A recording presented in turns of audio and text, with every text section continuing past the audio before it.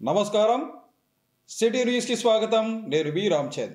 అమరావతిలో రాష్ట్ర మంత్రి టీజీ భరత్ మాట్లాడుతూ ఏపీ లోకాయుక్త సంస్థ, ఏపీ మానవ హక్కుల కమిషన్ కర్నూలులోనే ఉంటాయని తెలిపారు. కర్నూలులో ఇప్పటికే నెలకొల్పిన సంస్థలు ఏవి కర్నూలు నుండి తరలించబోమని తెలిపారు. ఈ విషయంలో మంత్రి నారా లోకేష్తో చర్చించినట్లు పేర్కొన్నారు. ఈ సంస్థలన్నీ కర్నూలులోనే ఉంటాయని ప్రజలకు హామీ ఇస్తున్నానన్నారు. ప్రజలెవరూ ఈ విషయంలో ఆందోళన చెందాల్సిన అవసరం లేదని తెలియచేశారు. ఎన్నికల్లో హామీ ఇచ్చినట్టుగా హైకోర్టు బెంచ్ కర్నూలులో ఏర్పాటు చేసేందుకు కృషి చేస్తున్నామన్నారు. కర్నూలు అభివృద్ధి కోసం సీఎం చంద్రబాబు నాయుడు కట్టుబడి ఉన్నారన్నారు. ఆయన నాయకత్వంలో పనిచేస్తూ రాష్ట్రాభివృద్ధితో పాటు కర్నూలును అన్ని రంగాల్లో ముందుంచేందుకు తాను ఎంతో కృషి చేస్తున్నానని మంత్రి తెలిపారు. జిల్లా కలెక్టరేట్లోని సోనియా ఆడిటోరియంలో శ్రీ భగవాన్ బిర్సా ముండా జయంతి సందర్భంగా నిర్వహించిన జనజాతీయ గౌరవ దివస్లో భగవాన్ బిర్సా ముండా మరియు ఆలూరి సీతారామరాజు, గాం గంటందొర, కుడుముల పెద్ద బయ్యన్న హనుమంతప్ప, బోనంగి పండు పడాల్, గాం మల్లు దొర గిరిజన నాయకులకు జాయింట్ కలెక్టర్ డాక్టర్ బి నవ్య జ్యోతి ప్రజ్వలన కావించి అనంతరం ఘనంగా పుష్పాంజలి ఘటించారు. ఈ సందర్భంగా జాయింట్ కలెక్టర్ మాట్లాడుతూ బ్రిటిష్ వలస ప్రభుత్వ దోపిడీ వ్యవస్థకు వ్యతిరేకంగా ధైర్యంగా పోరాడిన ప్రముఖ గిరిజన నాయకుడు శ్రీ భగవాన్ బిర్సా ముండా అని, వారి చరిత్రను నేటి విద్యార్థులు ఆదర్శంగా తీసుకోవాలన్నారు. గిరిజన స్వాతంత్ర సమరయోధులందరినీ సత్కరించడానికి మరియు స్వాతంత్ర పోరాటం, సాంస్కృతిక వారసత్వం మరియు పునఃస్మరించుకోవటానికై శ్రీ భగవాన్ బిర్సా ముండా జయంతి సందర్భంగా 15 నవంబర్ 2024 నుండి 26 నవంబర్ 2024 వరకు జనజాతీయ గౌరవ దివస్ను నిర్వహించాలని భారత ప్రభుత్వం గిరిజన వ్యవహారాల మంత్రిత్వ శాఖ నిర్ణయించిందన్నారు. వారి సూచనల ప్రకారం స్వాతంత్ర సమరయోధులైన శ్రీ భగవాన్ బిర్సా ముండా, అల్లూరి సీతారామరాజు, గాం గంటందొర, బోనంగి పండు పడాల్, గాం మల్లు దొర, హనుమంతప్ప, కుడుముల పెద్ద బయ్యన్న వారి చిత్రపటాలకు పూలమాలలతో సత్కరించడం జరిగిందన్నారు. బిర్సా ముండా చిన్నతనం నుండి కూడా చదువు మీద ఆసక్తి చూపించేవాడని, 25 సంవత్సరాలలోనే ఆయన గిరిజనులకు భగవానుడిగా అయ్యారన్నారు. గిరిజనులకే కాకుండా అందరికీ ఉద్యమ స్ఫూర్తిగా అందరూ కలిసి పనిచేస్తే సాధించలేనిది ఏమీ లేదంటూ ముండా అందరినీ కూడా ఒక తాటి మీదకు తీసుకుని వచ్చారని తెలిపారు. బ్రిటిష్ సామ్రాజ్యానికి వ్యతిరేకంగా పోరాడారని, జైలు శిక్ష కూడా అనుభవించారన్నారు. గిరిజన నాయకుడిగా ఆయననే ఎదిగారని, ఇది ఎలా సాధ్యమైంది అంటే చదువు ద్వారా పాశ్చాత్య దేశాలు ఎందుకలా అభివృద్ధి చెందుతున్నాయి, మనం ఎందుకు వెనుకబడ్డాం అన్న విషయాన్ని అర్థం చేసుకున్నాడన్నారు. ముండా అందరినీ ఏకతాటిపైకి తీసుకుని వచ్చి స్వాతంత్రం కొరకు ఉద్యమాలు నడిపారని, దాదాపు 2 సంవత్సరాలు జైలు శిక్ష కూడా అనుభవించారన్నారు. తన 25 సంవత్సరాల తర్వాత తుది శ్వాస విడిచారని, భారత ప్రభుత్వం 2021లో ఆయన జన్మదినోత్సవాన్ని జనజాతీయ గౌరవ దినోత్సవంగా నవంబర్ 15న జరుపుకుంటున్నామని జాయింట్ కలెక్టర్ తెలిపారు. కేంద్ర మరియు రాష్ట్ర ప్రభుత్వాలు గిరిజనులను అభివృద్ధి దిశగా తీసుకురావాలని, వారికి మౌలిక వసతులు కల్పించాలని, రోడ్లు, పాఠశాలలు ఏర్పాటు చేయటం, వారికి జీవనోపాధులను కల్పించడం చేయాలనే ఉద్దేశంతో 2/10/2024న జార్ఖండ్లోని హజైబాగ్లో ప్రధానమంత్రి భారత ప్రభుత్వం ధర్తీ అబా జాతీయ గ్రామ్ ఉత్కర్ష్ అభియాన్ ప్రారంభించడం జరిగిందన్నారు. గిరిజనులు అధికంగా ఉన్న గ్రామాలలో మరియు స్ఫూర్తిదాయక జిల్లాలో గిరిజన కుటుంబాలకు సంతృప్తి కవరేజీని దత్తత తీసుకోవడం ద్వారా గిరిజన సంఘాల సామాజిక ఆర్థిక స్థితిని మెరుగుపరచడం ఈ మిషన్ లక్ష్యమన్నారు.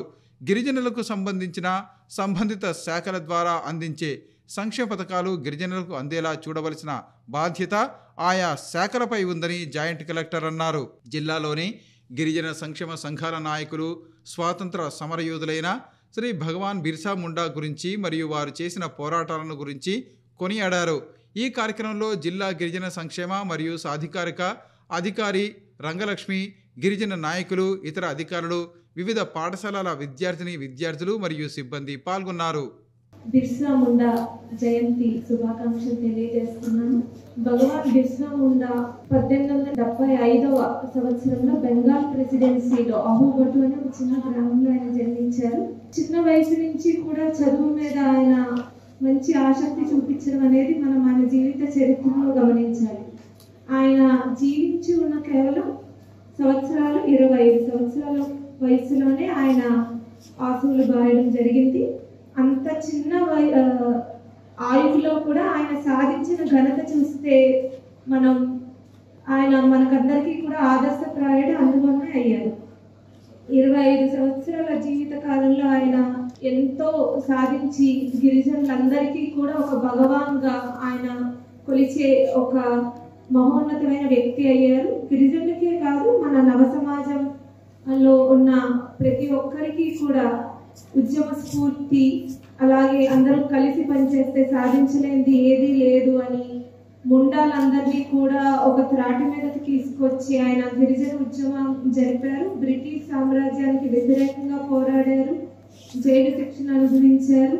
ఇది సామాన్యమైన విషయం కాదు. అంటే ఒక గిరిజన నాయకుడుగా ఆయన ఎదిగారు. అది ఎలా సాధ్యమైందంటే చదువు ద్వారా. ఆయన పాశ్చాత్య దేశాల్లో ఎందుకంత ప్రగతి చెందుతున్నాయి, మనం ఎందుకు వెనుకబడి ఉన్నాం అనేది ఆయన అర్థం చేసుకున్నారు. ఆయన మిషనరీ స్కూల్స్ లో విద్యను అభ్యసించారు. బిర్సా ముండా గారి 150 జయంతి సందర్భంగా ధర్తీ ఆబా గ్రామ ఉత్సవానికి స్వయాన మోడీ గారి క్యాబినెట్ లోనే గిరిజనుల అభివృద్ధి కోసం నిర్ణయాలు తీసుకోవడం జరిగింది. మరి ఇలాగే ప్రతి సంవత్సరము గిరిజన నాయకులను గుర్తించి గిరిజన జాతుల కోసం ఎవరైతే తమ ప్రాణాలను అడ్డొట్టి ప్రాణాలు పోగొట్టుకున్నారో వారిని అందరినీ కూడా పాలకులు గుర్తించాల్సిన అవసరం ఉంది. మరి అదే మేము ఈ సందర్భంగా రాష్ట్ర కేంద్ర ప్రభుత్వాలు ఉమ్మడి ఆంధ్రప్రదేశ్లో ఉన్నప్పుడు గిరిజనులను అనేక విధాలుగా రాజకీయాల నాయకులుగా, ఎమ్మెల్యేలుగా, ఎంపీలుగా చట్టసభల్లో ఉంచుకొని గిరిజనులకు సంబంధించిన నిధులన్నీ కూడా మా ప్రజలకు చేరేవి. గడిచిన 5 సంవత్సరాలలో ఉన్నటువంటి ప్రభుత్వము గిరిజనులకు సంబంధించిన నిధులన్నీ కూడా సర్వనాశనం చేసినారని కూడా మేము గిరిజన నాయకులుగా తెలుపుతున్నాం. అదేవిధంగా ఇప్పుడున్న కూటమి ప్రభుత్వానికి విన్నవించుకుంటున్నాం. ఈరోజు బిర్సా ముండా గారి 150 జయంతి ఏ విధంగా అయితే ఘనంగా చేసినారు, రాబో 5 సంవత్సరాలలో కూడా గిరిజనుల బతుకులు ఇంకా వెలుగులోకి తీసుకురావాల్సిన అవసరం ఎంతైనా ఉందని కూడా ఈ రాష్ట్ర ప్రభుత్వానికి విన్నవించుకుంటున్నాం. శ్రీలక్ష్మి ఇంగ్లీష్ మీడియం పాఠశాలలో పండిట్ జవహర్లాల్ నెహ్రూ జన్మదినాన్ని పురస్కరించుకుని బాలల దినోత్సవ వేడుకలను ఘనంగా నిర్వహించారు. ఈ సందర్భంగా మాజీ ప్రధాని పండిట్ జవహర్లాల్ నెహ్రూ చిత్రపటానికి పాఠశాల యాజమాన్యం తరపున శేషన్న, అరుణశ్రీ, కరస్పాండెంటు దీక్షిత్ తదితరులు పూలమాలలు వేసి నివాళులు అర్పించారు. ఈ సందర్భంగా జరిగిన కార్యక్రమంలో విద్యార్థులతో పాటు వారి తల్లిదండ్రులు పాల్గొన్నారు. బాలల దినోత్సవం వేడుకల నేపథ్యంలో పాఠశాలలో పండుగ వాతావరణం నెలకొంది. ఈ సందర్భంగా పాఠశాల ప్రిన్సిపల్ అరుణశ్రీ తదితరులు మాట్లాడుతూ పండిట్ జవహర్లాల్ నెహ్రూ జన్మదినాన్ని పురస్కరించుకుని ప్రతి సంవత్సరం తమ పాఠశాలలో బాలల దినోత్సవ వేడుకలను ఘనంగా నిర్వహిస్తున్నామని తెలిపారు. దివంగత మాజీ ప్రధాని జవహర్లాల్ నెహ్రూకు బాలలంటే అమితమైన అభిమానమని, అందుకే ఆయన పుట్టినరోజును బాలల దినోత్సవంగా నిర్వహిస్తున్నామన్నారు. పండిట్ జవహర్లాల్ నెహ్రూ జీవితాన్ని ఆదర్శంగా తీసుకుని విద్యార్థులు జీవితంలో ఉన్నత స్థాయికి ఎదగాలని తెలిపారు. భారతదేశ అభివృద్ధికి ప్రధానమంత్రిగా ఆయన చేసిన కృషి మరవలేందన్నారు. అనంతరం విద్యార్థులు నిర్వహించిన సాంస్కృతిక కార్యక్రమాలు అందరినీ ఆకట్టుకున్నాయి. So that is the importance given to the children by the first Prime Minister of India, Pandit Jawaharlal Nehru. He was so obsessed with the children that for every event, he used to, whenever he goes to any state or any district, he used to meet the children. Why means because India then was recently independent from the British rule, and he foresaw the future in the children. So that is the importance he given to the children. He used to educate the children whenever he meet the children. So I will give a small example. So once Nehru was arrested during the freedom rule, he was kept in jail. So normally in these days what we will do? So we will be demotivated, depressed. But he did not do that. He wrote letters to Indira Gandhi ji from the jail. So he educated her from the jail. He wrote so many letters that today it is being published as glimpses of the world history. It is around 800 pages book. జన్మదినాన్ని పురస్కరించుకొని మన భారతదేశమంతటా బాలల దినోత్సవంగా జరుపుకోవడం ఆనవాయితీ. మరి ఇవన్నీ తెలియచెప్పాలి అంటే కేవలం పాఠశాలల్లో మాత్రమే సాధ్యం.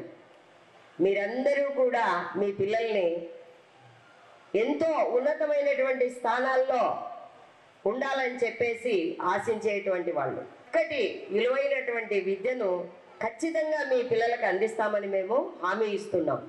నగరంలో జరిగిన కార్యక్రమంలో ఈ నెల 17వ తేదీ ఆంధ్రప్రదేశ్ సంప్రదాయ మత్స్యకారుల సంక్షేమ సంఘం కర్నూలు నగర శాఖ ఆధ్వర్యంలో జరగనున్న 26వ కార్తీక వనభోజన మహోత్సవ కార్యక్రమం, ఉచిత వివాహ పరిచయ వేదిక కార్యక్రమానికి సంబంధించిన ప్రచార పోస్టర్లను సంఘం ప్రతినిధులు ఆవిష్కరించారు. ఈ సందర్భంగా వారు మాట్లాడుతూ ఈ నెల 17వ తేదీ టి శేషన్న నగర్లో ఉన్న గంగపుత్ర కమ్యూనిటీ హాలులో 26వ కార్తీక వనభోజన మహోత్సవంతో పాటు ఉచిత వివాహ పరిచయ వేదిక కార్యక్రమాన్ని నిర్వహిస్తున్నట్లు తెలిపారు. ఈ కార్యక్రమానికి వచ్చే పెళ్లి కాని యువతీ యువకులు ఫుల్ సైజు ఫోటోతో పాటు పూర్తి వివరాలతో రావాలని వారు కోరారు. ఈ సందర్భంగా ఆటల పోటీలతో పాటు డ్యాన్స్ పోటీలు నిర్వహించనున్నట్లు వివరించారు. ఈ కార్యక్రమంలో గంగపుత్ర సామాజిక వర్గ ప్రజలు అధిక సంఖ్యలో పాల్గొని విజయవంతం చేయాలని కోరారు. ఈ సంవత్సరం కార్తీక మహోత్సవాన్ని పెద్దలు 17-11-2024 ఆదివారం నాడు 10 గంటలకి మన శేషన్న నగర్లోని మన గంగపుత్ర కమిటీ హాల్లో నిర్వహించడానికి అంగీకరించినారు.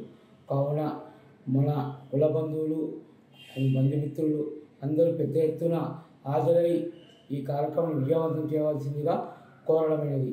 ఇట్లు పెద్దలు నిర్ణయించిన నగర కమిటీ, కర్నూలు. రైల్వే స్టేషన్ సమీపంలో ఉన్న పట్టణ నిరాశ్రయుల వసతి గృహంలో కార్తీక పౌర్ణమిని పురస్కరించుకొని ప్రజా పరిరక్షణ సమితి ఆధ్వర్యంలో నిరాశ్రయులకు అన్నదాన కార్యక్రమాన్ని నిర్వహించారు. ఈ సందర్భంగా జరిగిన కార్యక్రమంలో ప్రజా పరిరక్షణ సమితి వ్యవస్థాపక అధ్యక్షులు బలరాం, కమిటీ సభ్యులు హుసేనయ్య, సంజన్న, సుధాకర్ తదితరులు పాల్గొన్నారు. ఈ సందర్భంగా వారు మాట్లాడుతూ ప్రజా పరిరక్షణ సమితి ఆధ్వర్యంలో సామాజిక సేవా కార్యక్రమాలను మరింత విస్తృతం చేస్తామని తెలిపారు. కార్తీక పౌర్ణమిని పురస్కరించుకొని పట్టణ నిరాశ్రయుల వసతి గృహం వద్ద అన్నదాన కార్యక్రమాన్ని నిర్వహించి పేదల ఆకలి తీర్చామని తెలిపారు. ప్రతి నెలలో 4 రోజుల పాటు ఇలా నిరాశ్రయులకు అన్నదాన కార్యక్రమాలను కొనసాగిస్తున్నామని తెలిపారు. ప్రతి ఒక్కరూ తమ సంపాదనలో ఎంతో కొంత భాగాన్ని సామాజిక సేవా కార్యక్రమాలకు వినియోగించాలని సూచించారు.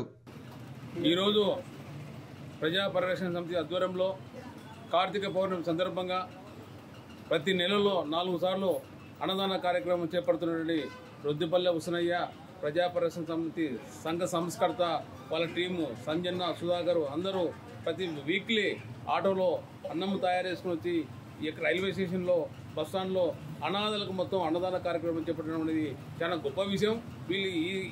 వీళ్ళు ఈ కార్యక్రమాన్ని పూనుకున్నందుకు రొద్దుపల్లె హుసనయ్యకు, వాళ్ళ టీంకు, సంజన్నకు, సుధాకర్కు, ప్రజా పరిరక్షణ తరఫున ప్రత్యేక ధన్యవాదాలు తెలియజేస్తున్నాను. ఎందుకంటే ప్రతి ఒక్కరూ ఈరోజు ఆకలితో, భారతదేశంలో ఆకలితో 25%, 30% ఆకలితో అల్లాడుతున్నారు. వీళ్ళకు మేము ప్రజా పరిరక్షణ సమితి ఆధ్వర్యంలో కనీసం మన వంతుగా వాళ్ళ ఆకలి తీర్చాలని చెప్పి ఉద్దేశంతో ఈ కార్యక్రమం చేపట్టాం.